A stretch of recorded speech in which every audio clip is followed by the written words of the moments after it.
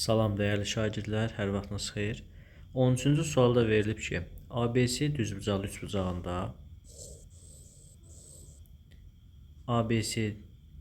üçbucağında bucaq C 90 dərəcədir. Bura olsun A, bura olsun B.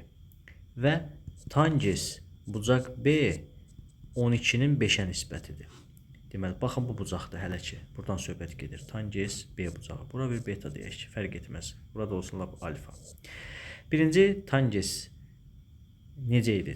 Tangens bucaq B nəyə nisbət idi? Deməli, qarşıdakı katetin bitişik katetə. Deməli, qarşıdakı katetin bitişik katetə. Onda belə çıxır ki, qarşısındakı katet 12, bitişik də 5. Pifaqor ədədlər olduğunu görürük. Hipotenuzu tapsaq əgər, kvadratları cəmini neçə verəcək?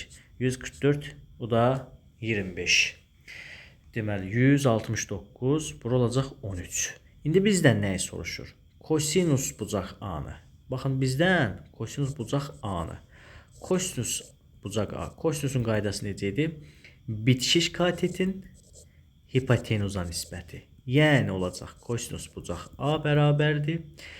Kosinus A-ya bitişik 12'dir. Hipotenuz da 13. Bizim cevabımız A variantı.